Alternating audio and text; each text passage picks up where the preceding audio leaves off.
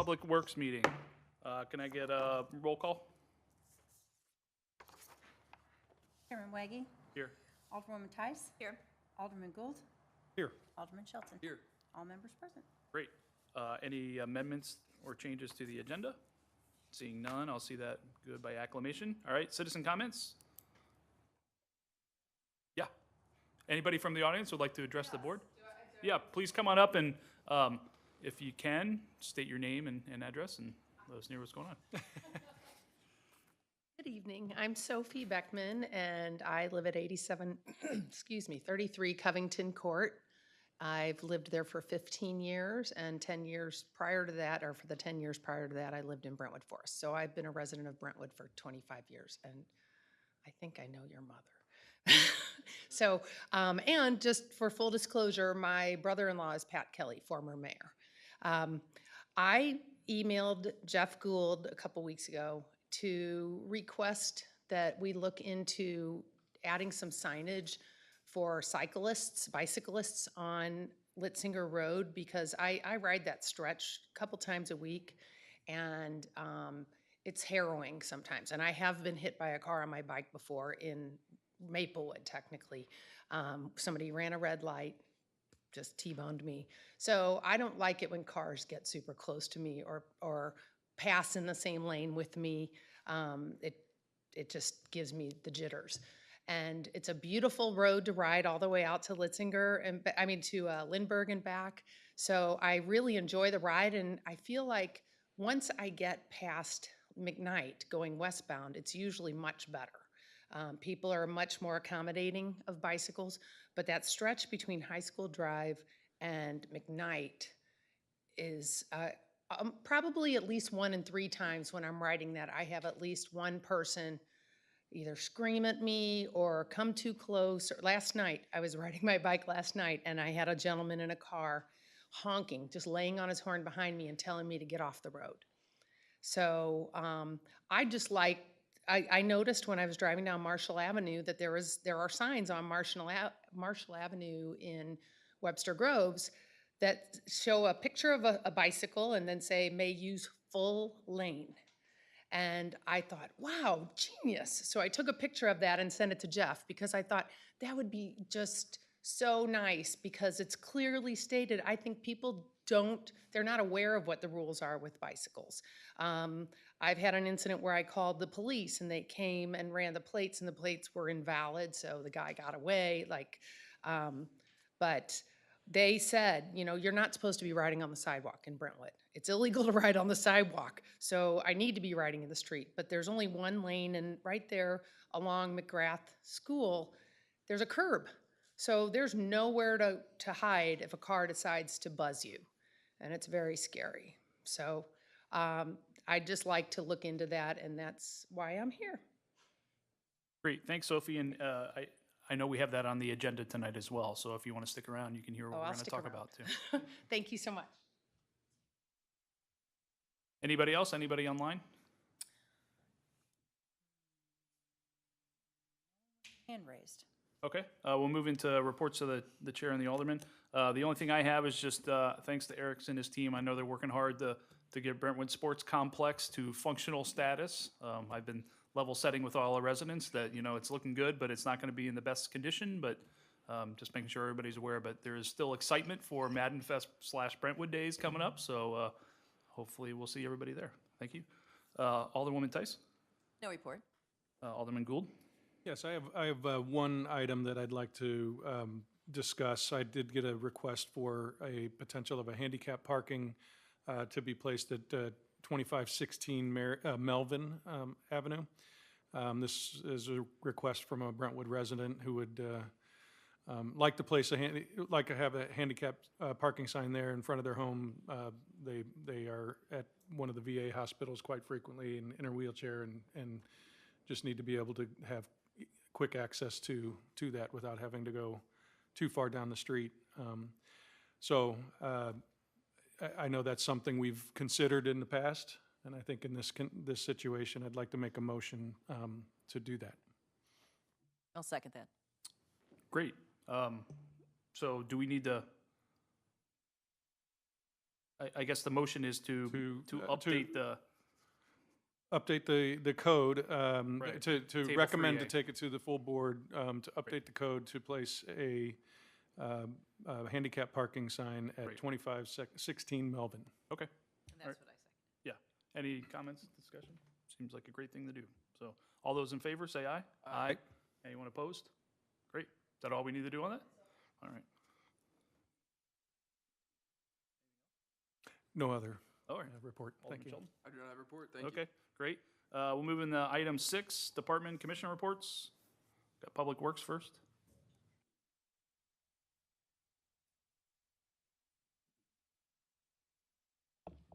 Okay, got a potpourri of updates here, so you can either stop me on a particular item or ask me something at the end, whichever, it doesn't matter. So the York Village streetlights, as you're aware, all three of those are up. The one at 9 Middlesex is having some issues because of the tree branch, so it was trimmed. It's gonna need to be trimmed again. We probably will need to wait until fall. Spoke with the arborist, to pick the best time of year to trim it whenever the leaves have fallen. We can trim some of it now. It is coming on. If you really pay attention, it's illuminating, but it doesn't have enough stored power to really come on like the other two. So that's where that stands. Rosalie Avenue streetlights, those are energized. You can go out after the meeting when it's dark and run up and down and see the lights. There's probably 10 of them, but they're all operational. Everything's good there. I've heard nothing but extremely positive feedback from everybody good. on those. They look awesome, so thank you. And then Strassner streetlights, Meyer Electric ordered those. They actually ordered 2 of them. One was hit several months ago and the other was maybe just a little over a month ago now. So as soon as we hear back from them when those ship in, then they'll send crews out there. They're actually doing work along Manchester Road. So they'll just work this in whenever they're doing work on Manchester. So that's good that they're already here as far as the contractor. Now we just need the equipment. Yorkshire Lane Court, staff finished up all those concrete slabs. There's a couple sidewalk slabs we're working on now, as well as other sidewalk projects. But the big street project at Yorkshire Lane Court, which would be both the west and eastern forks, those are done. Compost tumbler program, we've delivered 42 units along with the little kitchen pails. I still have a few units back at the shop, and we can order a few more if anybody's interested, and then close out the project. And then we'll get reimbursed, before the end of the year from the county. Black Creek Bridge over Manchester. MoDOT, when our weekly meeting, said that late on the 19th of September, they'll open to full traffic. And they're actually gonna open that whole 4-way intersection. So if you're going eastbound Manchester, east of Hanley, that's closed now. That'll open up as well. So it'll give folks options instead of having to go south down to Marshall or north up somewhere else. Brunodale, they'll be able to use this intersection again. So that'll be a big time saver for folks in the area. Brentwood Parks, Public Works, fence replacement, that actually started today. So Imperial Fence is out there to remove the bent sections, bent posts. Tomorrow they'll be driving the new posts and then pulling the fence tight. The goal is to try to finish it up tomorrow and then that'll be it. We'll be done. The 2022 street RFP, Vernon Jones has all their contractual stuff in order. Tomorrow we have a pre-con meeting with them and we'll get detailed schedule updates so then we can push that out since I know it affects Park Ridge and areas of Hanley Industrial. Whenever we know better dates, we'll post something. We'll go through Bola and the communications manager and send that out. Trying to think. Oh, one last thing that got added, City Hall parking lot. So since Luth did the work at City Hall going north, disrupting the alley, Rosalie, White, Bridgeport, I had asked what it would take to fix this quadrant, basically going from the alley on the east all the way to the facade here, the north side of City Hall, all the way up to Rosalie and all the way west to Brentwood Boulevard. So the rough number, well, actually the estimate for that is $87,005.75. And that would actually be for full depth replacement. So from that disturbed area going west and north, they would take out all the asphalt, recompact the rock, and put in 4 full inches of asphalt, and then put all the striping back. So that was something that I just wanted to explore, see if we have some savings to possibly do that, because then aesthetically, at least, it would look from the alley over to Brentwood Boulevard and to the north as one nice cohesive repair. And then if we can budget for it, do from the alley going east down along the library and lower parking lot. So just want to make you aware of that.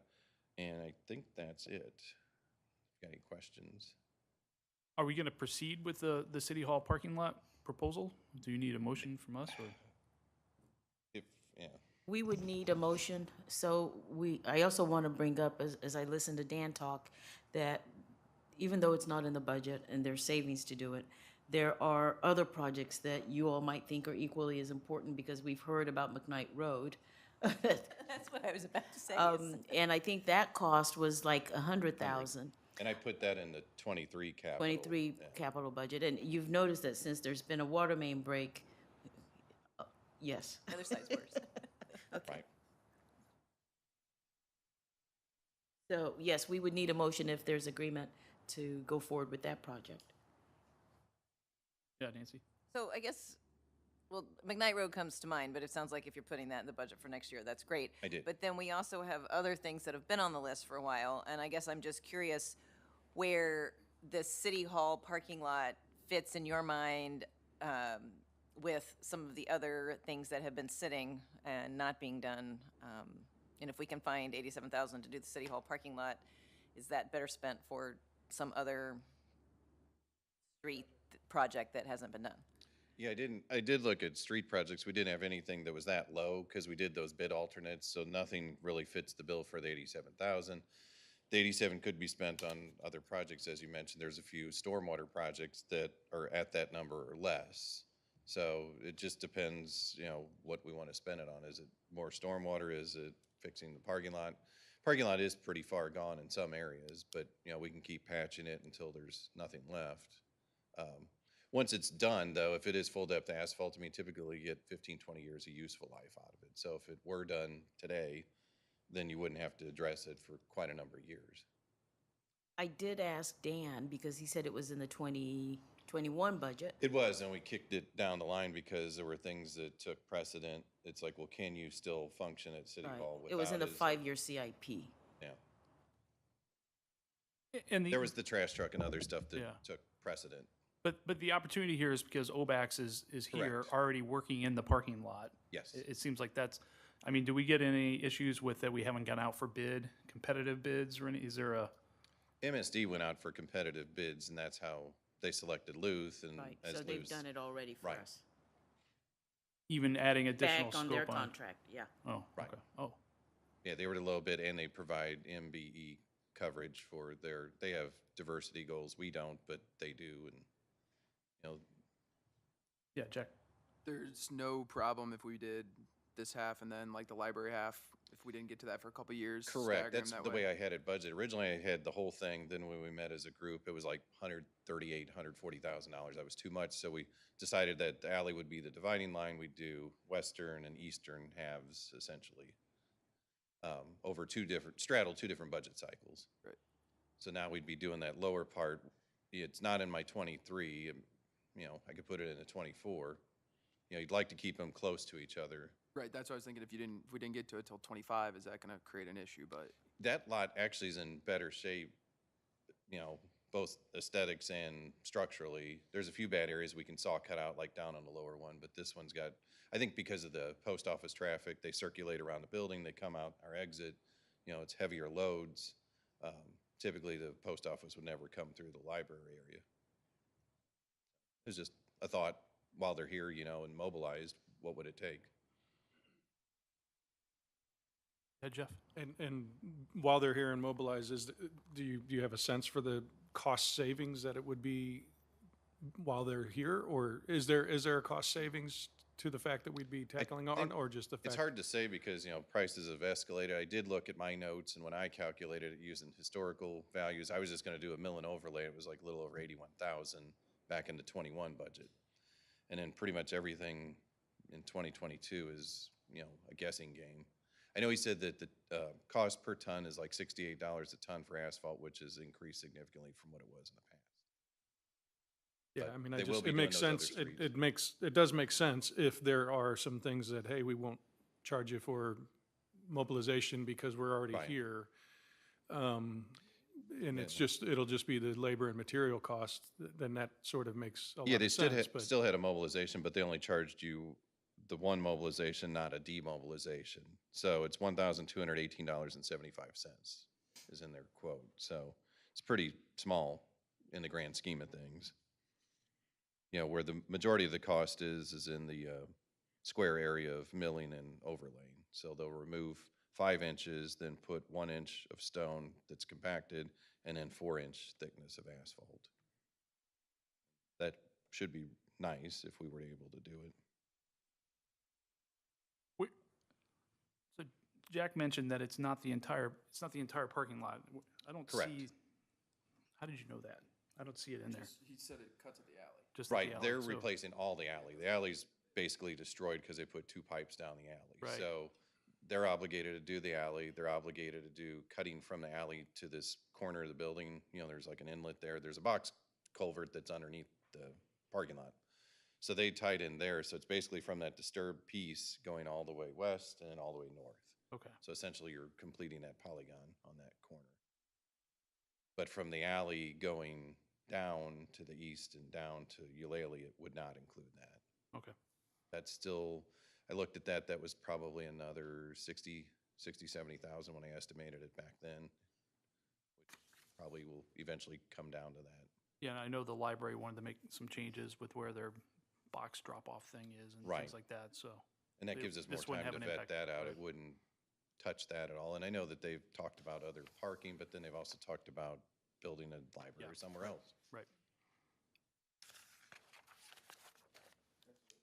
Question that may be too much in the weeds, but do we have to do anything with the post office in terms of like how long this would take? Like, do they have to shut down, or how would that be handled? It would be phased, because you're right. It's like you would mill it one day, and the goal would be to try to mill it and not disturb anybody. But then when you put the hot mix down, it's got to cool, you know, so you're going to put the asphalt down, let it cool. So there's going to be parking that's out of pocket for, We wouldn't be able to get to that mailbox, the drop-off thing. at times, correct, yes. There's no getting around it. I think we could easily ask city staff to maybe park elsewhere to Right. give the post office space. We did that, was it last week, when they were doing the? Yeah, when they road did the overlay? saw cuts, you're right. They blocked off, you know, cordoned off an area, and then we had to park elsewhere. I know that they're working with the post office to redo the alley because they won't be able to get deliveries there. So it's definitely something they'll be coordinating.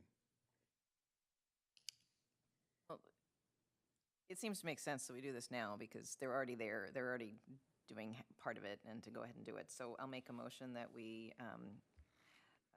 enter into a contract with Luth to repave the parking lot from the alley to the west. Great. Any other comments, discussion?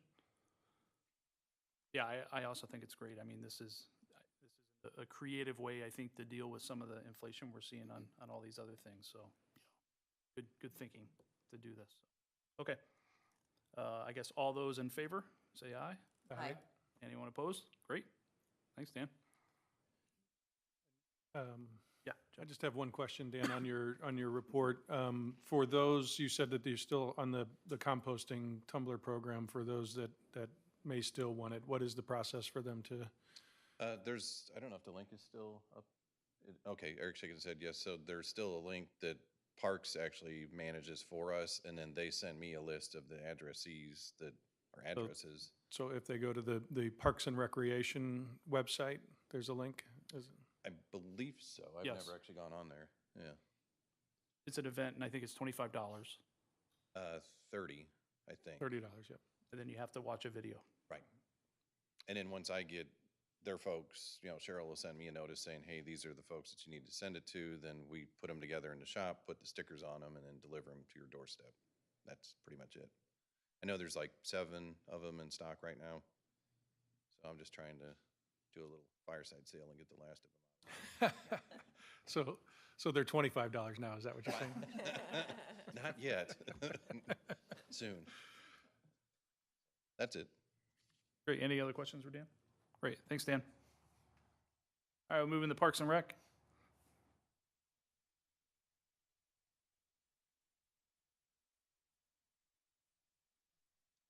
Have an update that has very little to do with Parks and Recreation. So flood damage, we continue to work on flood damage repair. Primarily, the biggest part of it is the sports complex. As we said, we think Field 1 is still kind of the trouble area. The rain over the weekend did not help, but we were able, I mean, I think we're still able, if we have good weather the rest of the time, to be in a good position for Brentwood days. We're actually going to go down tomorrow and look at a couple things. Maybe we can rearrange a few things, maybe get the food tent over by the other tents to kind of open up more space. So we're going to play around with the site a little bit and hopefully be able to still have a pretty nice event.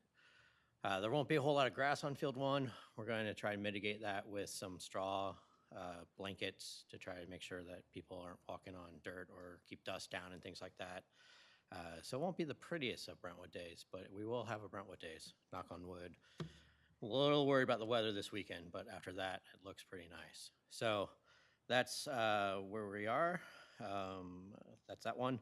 So FEMA, we were assigned a program delivery manager. So that is, I think, as I said, step 7 of the 13-step process. So we're plugging right along there.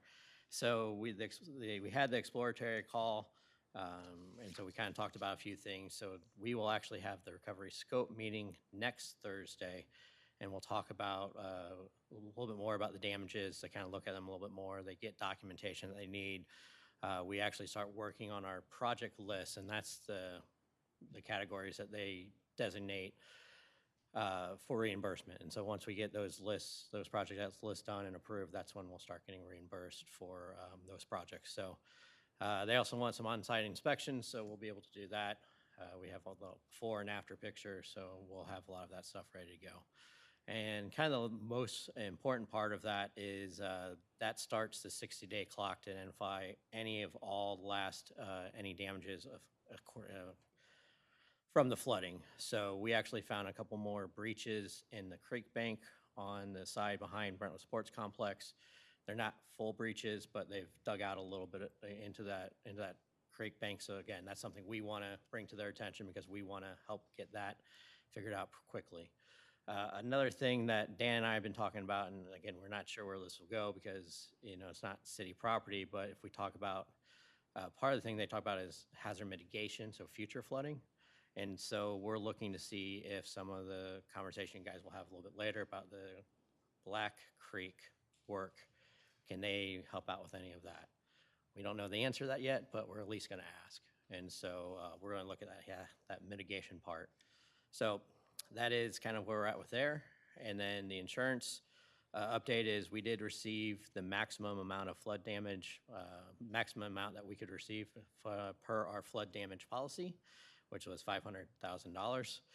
And so what we're doing right now is we've already put that in the bank. We're kind of holding on to that, using that for repairs and projects that we're already doing, and then ultimately hoping to use that as that 15%, part of that 15% that the city will own or be responsible for that FEMA and SEMA did not cover. So what we've already utilized some of the payment for is the Brentwood Sports Complex fence replacement. That invoice just came through, so we'll be paying that pretty quickly. We have started the process for the Oak Tree Park playground resurfacing, and the police department has already ordered their radar trailer. So that's kind of the first steps. Some of the couple pieces of equipment the Parks and Rec department lost in the flood, we're looking at a mid-23 delivery time. So it'll be a while before we get our tractor, our bunker cart replaced. So I think they understand that right now too. And so that's where we're at. And I don't think I have anything else. Questions for Eric? All right. Thanks, Eric. Thank you. Looks like we have nothing for planning and development, and I don't think we have anything for SUSCOM. All right. All right, we'll move into item 7, the consent agenda. We just have meeting minutes for approval. So moved. Second. Great. Any discussion, comments? All in favor, say aye. Aye. Aye. All right, we'll move into old business. Dan, I think you're back up. Stormwater master plan.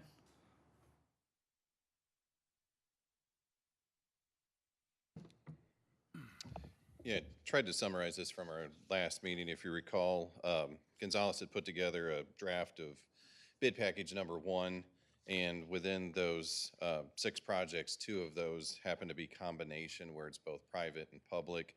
So that was site 30 and 38, which you'll have the breakdown in your board packet, or committee packet, as it were.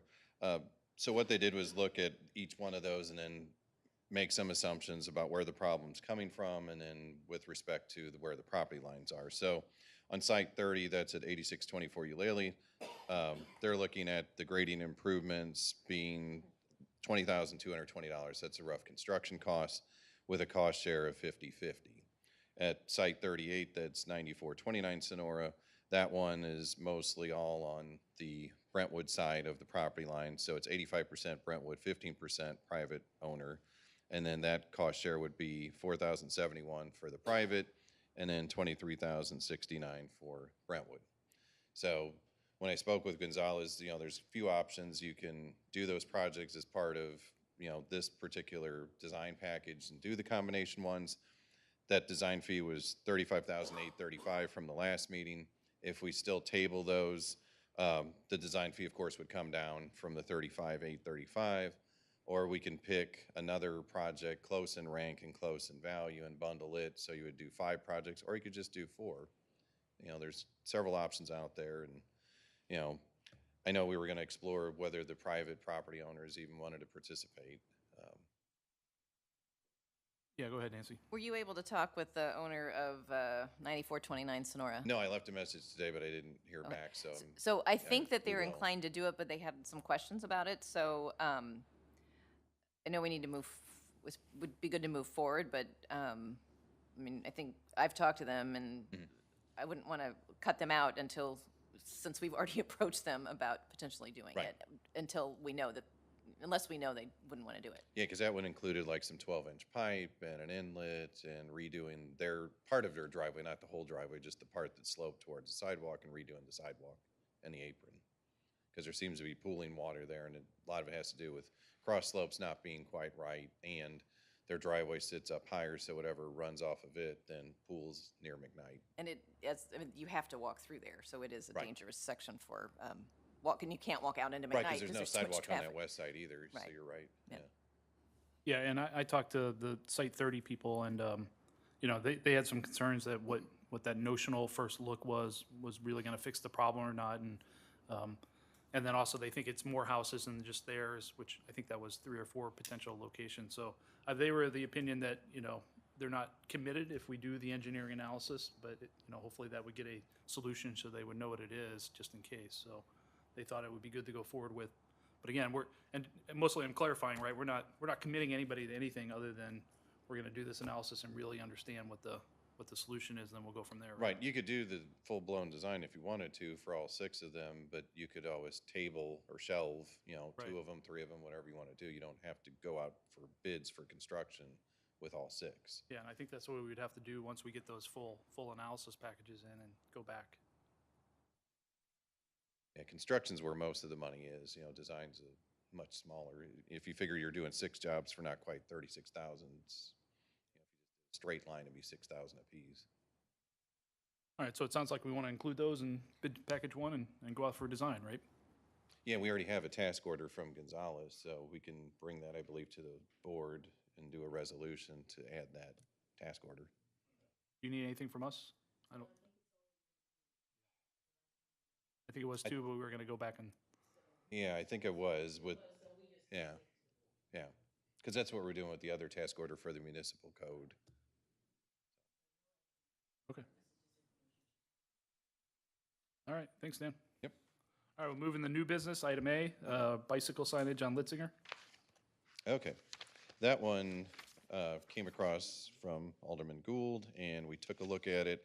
I included in there, there's the, actually Bola gave it to me, the bikeable, walkable communities from April of '09, I believe it is. It's going back a ways.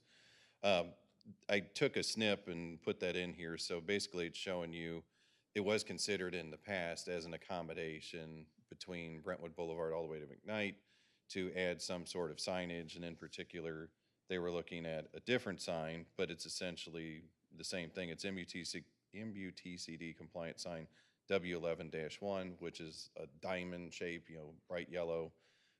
that shows a picture of a bicycle, and then below it would be the supplemental sign that says share the road.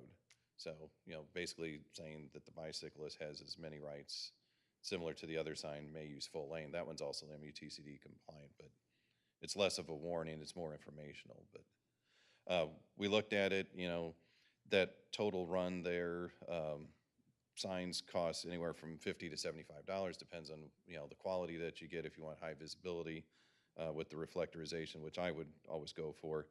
And then, of course, the posts, we would put it in with our labor.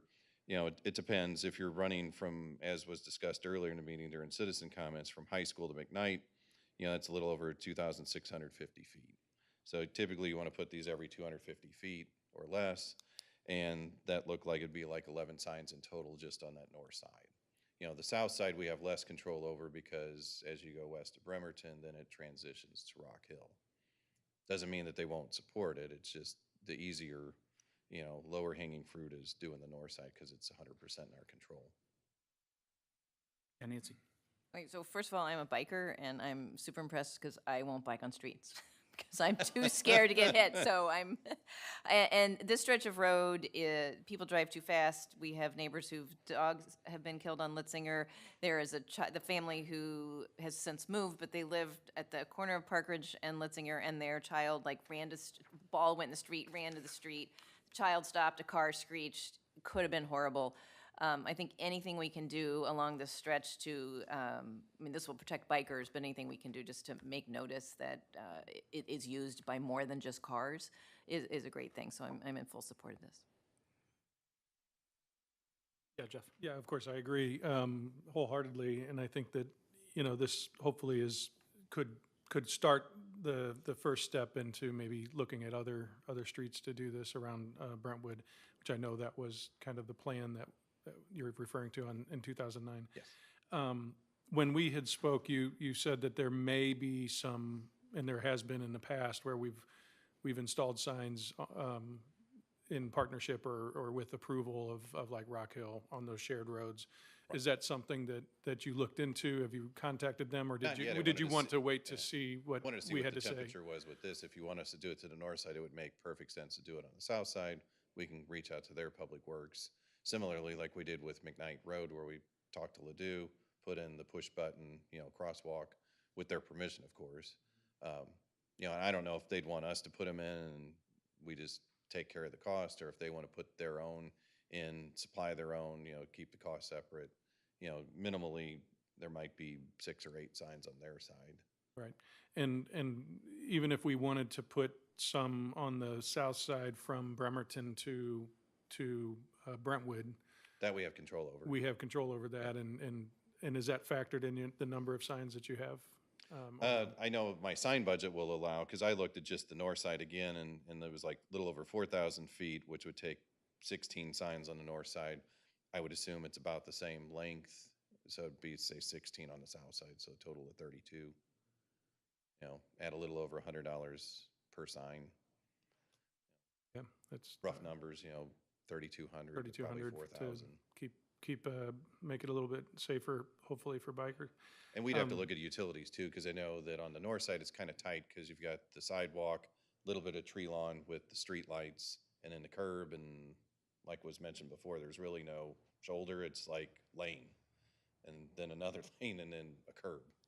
And to Alderwoman Tice's point, there are homes that are right on there.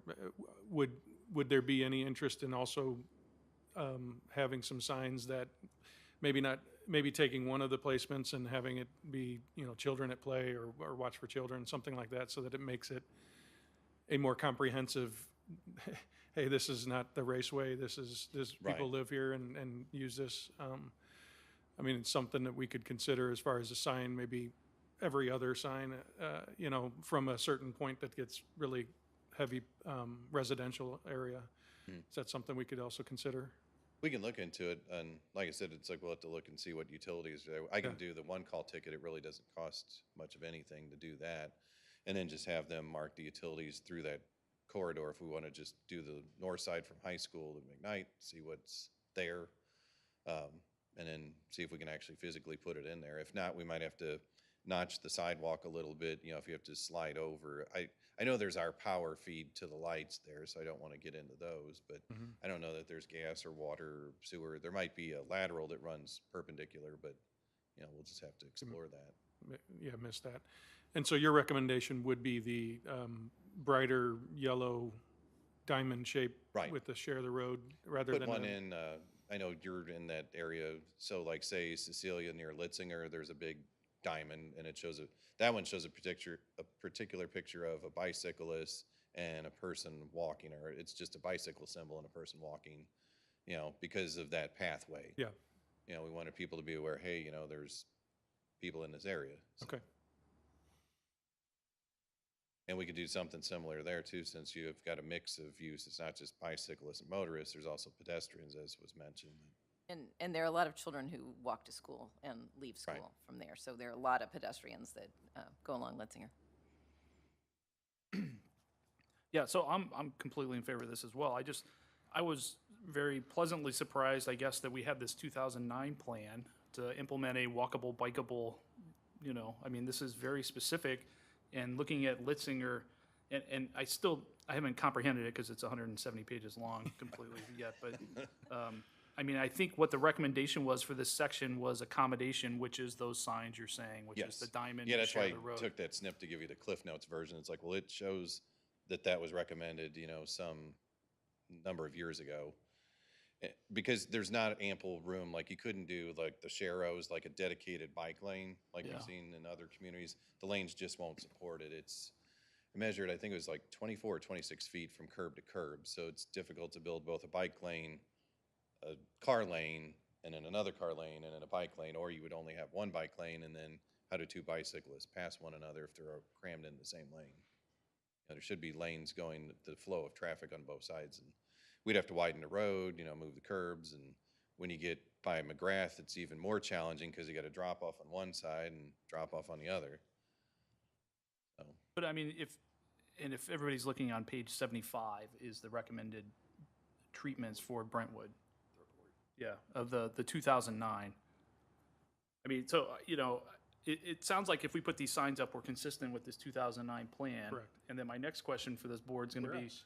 why aren't we gonna do the whole thing, right? I mean, obviously, this was well thought out, this is well designed, you know, and what do we need to do that? And it's probably enough signs and enough things that we'd have to, you know, put this in a budget and do it next year, but yeah.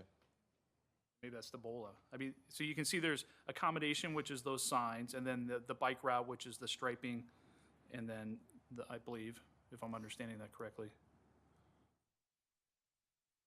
Yeah, because you're right, there's several accommodations. It was like the Best Buy driveway, and the limits were like Hanley to Eager. And then, you know, Brentwood Boulevard, which we don't have control over, but the Brentwood Promenade, we still really don't have much control over. But there's several other streets that we did have control over, like Hanley Industrial from like Urban to the Deerberg's driveway. You know, that's all ours. And in Litzinger, they even put like Rosalie to Hanley. Yeah, Yeah, I mean, I don't disagree with you. I don't know that I would hold up yeah, I agree. putting the signs Right. on along, you know, in order to rehash the entire big program again, because I think this can say, okay, this is something that we're increasingly seeing more people biking different places, and, you know, we'd like, that is in our comprehensive plan to make Brentwood a more bikeable and walkable area. So I would say, you know, moving it forward for this stretch, and then maybe for budgeting, looking at the full plan, Yeah, reevaluating the full plan again. that And sounded like a motion. Is that, yeah, is that something we have to do in partnership with all of these municipalities? Or can we look at this again, taking this study and isolate on the things that Brentwood can control on their own as sort of the low-hanging fruit? So we could do everything you just mentioned. I think that the cities that were listed in that report have probably done most of theirs. Okay. So I think the direction, if that's what you're asking us to do, to move forward with implementing our share of that report. And just for our background, because we weren't around in 2009? I mean, what was the issue with not moving forward? Was it It just, really wasn't even 2009. It was like 2012 or 13. okay, We were partnering with Richmond Heights because they wanted to stripe Eager Road. And so I think we had them do it, and then we had to stop because someone had indicated that it was dangerous to be riding bikes on streets anyway. So, so don't make the streets more visible and information out there? so we're happy to pick it up and I think we should, yeah. start So if that implementing it. motion is, yes, I would say let's So what I move. heard in your motion was Yeah, thank you. proceed with Litzinger with these accommodating signs to the best extent that we can on that section of Litzinger from Brentwood to McKnight. And then, plan to move forward with the 2009, bikeable, walkable plan For budgeting. in the yeah. future. And I would add to that, yes, I'll make that motion, but also add to that, direct staff to reach out to Rock Hill so that we can make it the full length, if possible, with their partnership. That is a motion. I'll second it. Great. All right. Any other questions, discussion? All right. All those in favor, say aye. Aye. Great.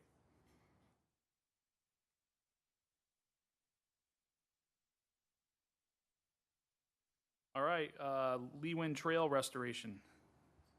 Okay, that one is expensive, so if you've been out there, I know Eric and I met with a contractor who specializes in design build.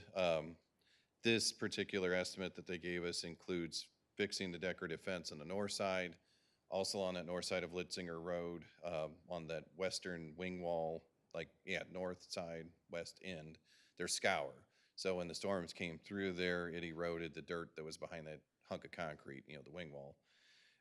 It fixes that, and then it fixes Leewin Trail from where it touches the bridge going north where it's all disturbed, and rather than piecemeal it and do like a piece and then leave undisturbed, it would go north probably at least 100 feet, and then it would be concrete. So you'd get a brand new 6-inch vertical curb.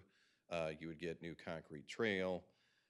It would create like a slight retaining wall on the east side of the trail, and then there's this Fleximat, which is like an articulating, trying to think of the term, Revetment Mat. So basically, it protects the slope. So there's pieces of concrete with a woven fabric, and they're connected together, and you put that sheet down, and then it gets nailed into place, after you grade it and make a nice slope. So what it does is the next storm that would run through, it reduces the energy of the flow to then keep it from eroding further. So it's supposed to protect up to 30 feet per second of flow, which as an engineer, that's a lot of velocity on a stream. But I don't know what they measured, if USGS could tell us what went through there, maybe. But I know, normally flow through your gravity sewer is 2 feet per second, 3 feet per second, just to put it in perspective. But that would protect that slope along there. And then there was one other weak area too. So all in, we were looking at roughly $296,000. I know we're talking to FEMA and SEMA, seeing if there's any appetite for them to help pay for that.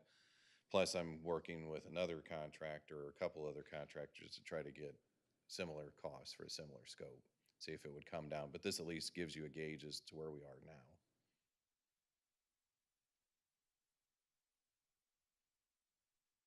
So I think we're looking for a motion to continue with this or accept this bid and proceed. Are we accepting the bid, or you're going to get other bids? I'm or- trying to, right. Okay. Yeah, I just want. Do you need any action because of FEMA, or, No, I think the action we need is if we are successful in getting a second bid Right. or a third bid to direct, we could have a special meeting. Yeah, I figured special. So if you're not comfortable, because we don't know what that number is, Right. we can have a special meeting. That might be best, rather than saying select the lowest bid, because we might not recommend the lowest bid. There could be one lower, and then, ultimately, we'd like to fix it before the end of the year. So it's I'm trying to push, get a number in September, have a special meeting, select either A or B or C or however many we get, and then get this going. The design build process, I know some of you are on the board. We did that with high school where that box culvert had a hole in it, high school near Renwood. Because otherwise, typically you'll do a design, then you'll do a bid phase, then you'll collect the bids, then you'll award it, and then you'll do construction. Here, it's like, it's a team. The team with Cosney Wagner was Horner and Schifrin, which we've used them on several projects, you know, from the firehouse mold remediation to Brentwood Bound. So I feel comfortable with them, and now we're trying to figure out who else can do this. Jeff, did you have a? Yeah, is the Fleximat if we go out to bid, are we going out to try to find other people to do the Fleximat? Or is there Right. are there other solutions that could be? For this exercise, I was just having them apples to apples. Is like, well, you do the Fleximat over this same length, you know, same scope. You know, if they can come up with like a bid alternate, or I guess a value engineering, you know, way of doing it without it, you know, I'm open to anything that can protect that Yeah, slope. I mean, that's what I'm just wondering about. I mean, it sounds like a good way to go about it, but I'm wondering if we're limiting our bids, if we're saying, you know, if a company doesn't work in installing the Fleximat, you know, if we're saying we only want Right. Fleximat. I can reach out to them and ask them. I can put that, add to my scope that I've already written and just put in there that, you know, If there are value other, engineering in lieu of, you Yeah. know, Fleximat. right. And then have them make a recommendation. Well, I'll give you a credit if you did product B instead of A. I'll go with that approach. I would say, I mean, I think the Ward 2 residents in this area view this as the top priority to get fixed. There's several people that use walkers, and I talked to one yesterday, actually, and they have to use the sidewalk on the other side, and honestly, there's a lot of flooding and silt and stuff there, and Reroutes. yeah, we just haven't taken a lot of care of it, because you have the Lee Wind Trail that you can walk on right there, which is fantastic. So it is a problem, and you know, we actually talked about it extensively last night in our ward meeting as well, and I think the people in attendance agree that we got to move out on this, so. Yeah, and it's badly eroded in some areas. that, Right. You know, we just want to get something done soon so that it doesn't get worse if there's another major rain. And looking at the USGS data, it normally runs around 1 cubic foot per second, to you know, 2 or 3. On those rain events, it got all the way up to 2,000 cubic feet per second. So just so you know, 2,000, and then the following days it was just a little over 1,000 cubic feet per second. So it's a lot of water running pretty fast. Yeah, so what did you say? I mean, That Is that- would be Q, and Q equals AV for engineers. And I gave you V, which is velocity. So Okay. you would need to know the area, and then you could solve it in reverse. got it. We can take that offline. Yeah, I'm sure you're going to be excited Oh, to it's do that exciting. math. I'm going to go home and get out my calculator. I would like to say that as an aerospace engineer, I make fun of civil engineers all the time, but there's a lot of the creativity in their naming of things. Fleximat, you know, I mean, that's Yeah. great. And like the max surface treatment that we use, and I mean, it's good stuff. We're all about acronyms. I have a lot more and- respect for civil engineers now, so. How do you know it wasn't creative people that gave them those They names? probably hired some aerospace engineers to come up with this. Okay, so I think you have the clear direction on that, and I think I would be in favor of a special meeting, whatever we need to do, once we have that to move. Okay. And then the next item, C, the discussion on Black Creek, Deer Creek cleaning of the choke points. We've been meeting it on a weekly basis, department heads, BOLA, several others, but talking about what was observed and what's out there right now, what could be done to try to improve the creeks, you know, based on what we've witnessed. So the fire marshal actually used a drone and flew over the creek and looked for the worst areas. So the two worst areas that were in the video that he shot were basically from Litzinger going south all the way to Manchester, you know, past the watering bowl and that, just for perspective. And then also from Brentwood Boulevard going west past Millman Lumber, and Webster Groves has their public works there, to the western side of the lumberyard's property line. So those were the two key areas. We've got one quote. I talked to a contractor today. He was actually walking it today. You know, he was actually on the phone with me discussing it. Like, how do I get access to it? Like the one at Brentwood Boulevard's the challenge. It looks like you'd have to come like through the lumberyard and then come down the slope. His other option, which he didn't care for, was to come through Brentwood Sports Complex where there's the breach, but then you have to track all the way quite a ways to get to where you're actually digging, which would be by the bridge. And then how do you haul that material out? So the quote that we've gotten so far, basically it's time and material because we don't have a defined set of plans. So we're just looking to clear anything that's loose, that's there, tires, dead trees, to overgrowth that's growing across the creek that should be trimmed back to the creek banks. Speaking with MSD, they said that that responsibility lies with the adjacent property owners. So in the case of, say, Litzinger going south, Oak Tree Park, which is owned by the city, on the west side, that would be our responsibility. On the east side, that would be any of those private property owners. That's how they see it. MSD wouldn't commit to sharing any of the cost, nor would, I haven't reached out to the Corps of Engineers, but I know we've talked to them in the past before Brentwood bound, and typically they'll issue a permit for like crossing a creek or excavating through it, but they're just a permitting agency, not a funding agency when it comes to stuff like this. So the cost you can see is fairly high. It's in the six figures, couple $100,000. So we'll see what the other one is, and again, it would be time and material, and then we would have like a not to exceed amount, and if we needed to pull the plug. But the other challenge is like, well, can you get the private property owners to commit? The way I saw it was you use the total number, divide by their frontage and feet, and then that's like a rough cost that each entity would owe. Not very scientific because we don't have any plans. It shows there's 6 trees on this side and 2 on this side that need to be pruned. If we could get down to that level of detail, then we could trim it. Yeah, Jeff. Well, I mean, I think, look, we're unique in our location of the watersheds of all of these, and we've spent a lot of effort in mitigating flooding along Deer Creek in a significant section. The businesses and our own public property that gets damaged, it seems to me that, yeah, while this is 6 figures to do both, or well over 6 figures to do both, I think long-term I think we need to explore doing these and doing it right. And now, would this include clearing out the old bridge abutments that are in Black Creek? That one does not, because I didn't know about them until after I got the number, but I'll ask them to include a number for that. But the folks that were walking it today were going to go look at the bridge piers. Okay. So the piers are to the north of Manchester. We've also asked MoDOT whether they would be willing you to did. help us remove it as part of the project, but I think we've heard that it was it the railroad? Yeah, it's like the St. Louis Kirkwood Railroad, something to that effect. It's a railroad that existed like 100 years ago. No longer exists, but Right. we're still waiting for, what was their response? I think they did say it's not part of their project, so Right, they they said it couldn't was do outside it. their scope and outside their ownership. They don't own And so we would that have to railroad.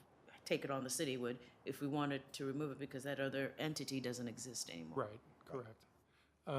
And as far as, I mean, I do think that we should lead the way on this, but then also ask for the businesses that do own property that along there to sort of help, because I think it's in their best interest. I wouldn't get into like, well, we only cleared 6 trees in yours, so you're part of this. I think it's a collective problem, and we all try to share this and keep it clean. We were going to have a meeting, and we still will, with adjoining property owners. And then I'm sure you all have heard from some businesses who feel that there's some urgency to doing this. And some of the businesses that I've spoken with are beginning to question MSD's authority and whether there's some sort of guiding document that they can refer to that says MSD has no responsibility for the maintenance of the creek. It's the adjoining property owners. This one particular business indicated that they were going to bring their lawyers to the meeting. And then it was also suggested that, well, instead of just the adjoining properties, I needed to invite all the members in the Hanley Industrial Court. And then quickly in my mind, we're losing control of the meeting, and then it's going to be the lawyers. And I was like, the city already agrees with MSD's position, And so we were only gonna ask the adjoining property owners, and they were like, well, this might be a cost we don't want to undertake, so we think maybe there should be a special assessment that Handley Industrial Court ask all the businesses in there to contribute. The project will never get done. So I'm just providing a little background so that you know other things that we need to consider as part of this. Yeah, understood. So is this an all or nothing proposition? Like, if we have a stretch of business owners who aren't willing to do this, and like we wouldn't leave that, we would need to bear that cost, or? It would make sense to me. Yeah, that's what I was gonna say. Because then what did we clear? Right. Yeah, if all we clear is the oak tree side, it'll change the velocity patterns on either side of the creek, and it might make some areas worse, For instance, Bi-State got flooded right there at Brentwood Boulevard. And so initially they were gonna partner with us, but we weren't moving as fast as they want, so they've cleared theirs. Yeah. And that's one of the contractors I spoke to clear from the bridge going west past the lumberyard. He's already done the exercise for Bi-State. Yeah, Nancy. Well, and then this is a next step question, but say we do this, and regardless of how we partner, but is this something that should be maintained on a normal basis, and should, like, every other year we should be in there We clearing were doing things? that before for just infrastructure, city infrastructure, like bridges. Dan's department, we bought waders and, Yeah, winches. We would go like in February because the ground was frozen enough that we wouldn't sink. We didn't want to have to get a bunch of special equipment. We were able to drive like a regular backhoe during the dead of winter. It might be 20 degrees, which, people aren't real thrilled, but it's easier to do it then because the leaves are gone and you can see, hey, that tree's dead, I'll just prune it, And it's less for us to haul away too because there aren't any leaves. They've already washed downstream and we're just taking hunks of wood and cutting it up. And, I know we rented a dumpster. We've used dump trucks. And we would only do like maybe 50 to 100 feet on either side of the bridges. We did at Brentwood Boulevard. I know we did that one. I know we did in Strassner, either side of it by Memorial Park. And then we even did Rose Avenue on either side of it, which it looks like we didn't even touch it because that stuff grows back so quickly. And we hauled, shopping carts, Target shopping carts, tires. And then there is worth mentioning that in October, we spoke with MSD, and that would be a chance for us to partner with the Team Stream Clean, I don't know, some kind of, for a trash bash. And I'm supposed to be meeting with them next week to actually figure out an area that we would actually do. It could be multiple areas too. So we'll get with parks because it could be, Hanley Park, it could be Oak Tree Park, it could be multiple parks. But they'll supply the volunteers. We would supply like a dumpster, a dump truck, some of my staff to help haul it away. And they would be boots on the ground picking trash up. It's not gonna clear the trees, but it'll get the light stuff out. Yeah, I'd say we move forward with all of those things if we can.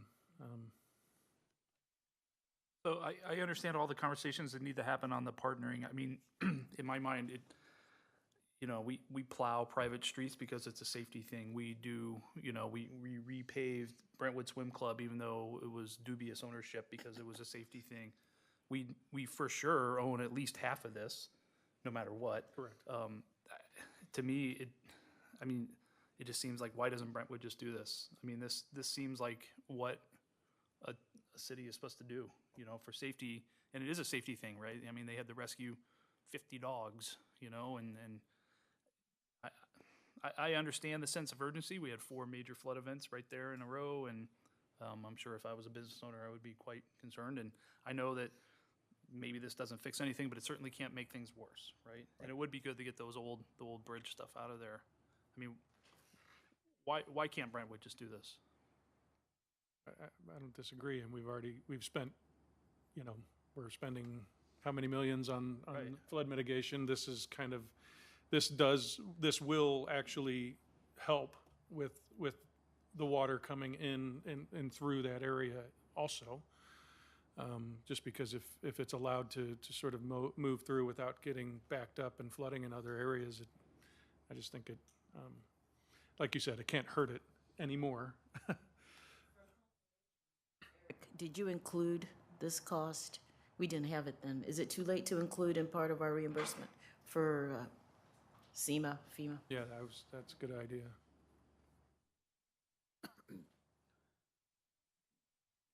I think the question that FEMA will have will be, is that city property or is that private property?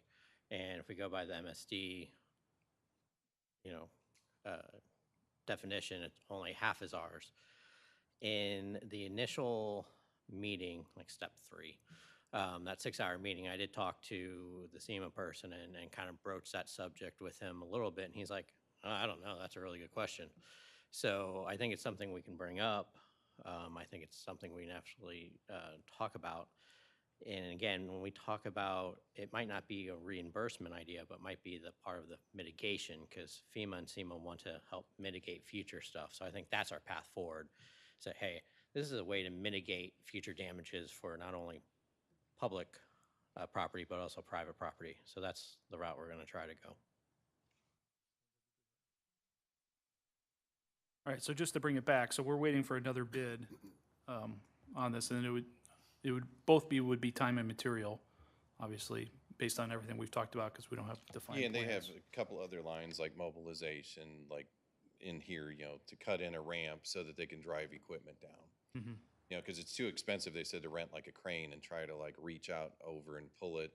They said, you can do some digging from the shore with a track hoe and reach out there and pull it out. And then you're really not supposed to change, the flow parameters. You're supposed to leave the elevations the same. He said there is a lot of sediment over by Millman, which makes sense because that's where the creek turns and then turns again, so it loses velocity and everything falls out of suspension and stays kind of accumulated there. So he said, I'll put a separate line for that if you want it removed, but typically you have to go get a permit from the Corps of Engineers. If you just want the loose stuff cleaned first, we can always address that later, but you'll at least know going in, hey, if you wanted to do this. I know on the Webster side, they said it looks like somebody poured concrete because that side stayed fine. It's the edges between the interface between the dirt and the concrete where it's scoured. But the concrete itself, it just washed right across. So what's the next thing we would see, or, I mean, where's the decision point in this for us? I would think we just do a special meeting, maybe we can Yeah, combine them. we'll and then do combine two it. So once special- we get that next bid, Right. then Yeah. you would have more input maybe on the funding, and that would be Right. an opportunity, I guess, to take up the question of us just paying it all? Right. Yeah, we can. Okay. Does that sound good to everybody? All right, great. I would just like to highlight that we have had 2 agenda items where the word velocity was used, so we're like, this is a good meeting. All right, we'll move on to item 10, citizen comment. Anyone else? All right, seeing no new business before the board, this meeting is adjourned. Thanks, everybody.